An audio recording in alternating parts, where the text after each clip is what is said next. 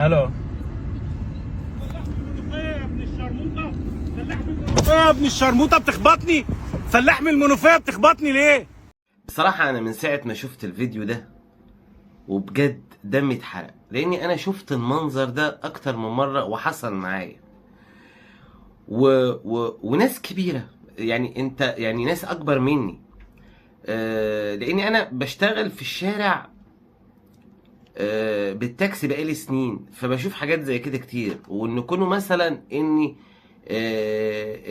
تاكسي فده برستيجه فينزل يعمل كده ويمكن اكتر من كده.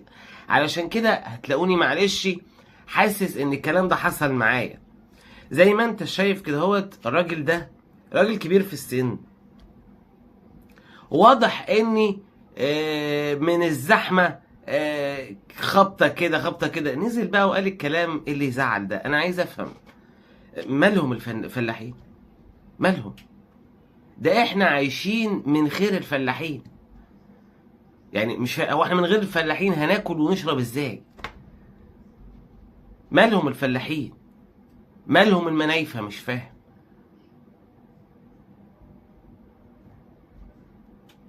انا مش قادر افهم.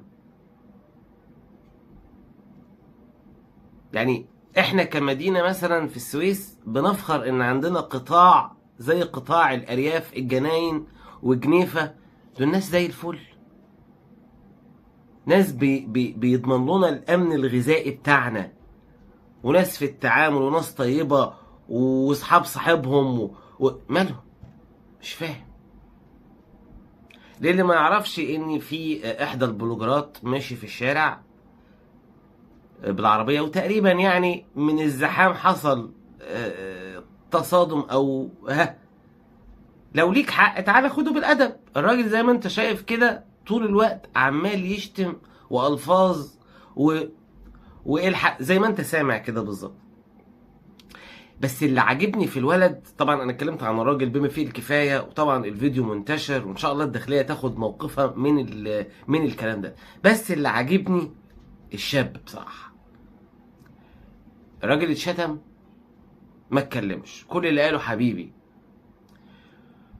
اتمد ايد عليه برضه ما اتكلمش. حبيبي ما وسعتش ليه يا ابن الشرموطه؟ ما وسعتش ليه يا ابن الشرموطه؟ وهنا بقى يجي المثل اللي بيقول لك اخذ الحق حرفنه. ما عملش تصرف يخليه يضيع حقه. يعني مثلا لما اتشتم ما شتمش، لو كان شتم كان حقه راح، لو كان اتمد ايده كان حقه راح. لكن الراجل ده حقه ما بين ايدينا احنا دلوقتي ان احنا نتكلم عنه. انا للاسف ما اعرفوش، وناس بتقول ان هو بلوجر، بس ليه مننا كل الاحترام واحنا معاك يا ابني. ولازم الراجل ده يكون عبرة لمن يعتبر. لازم الراجل ده ايا كانت موقفه او مكانته، لازم الراجل ده يبقى تحت طائلة القانون، لانه هو ما سبش رجل، هو سب قطاع، سب محافظة، سب قطاع كبير جدا مهم عندنا. لازم الشاب ده حقه يرجع.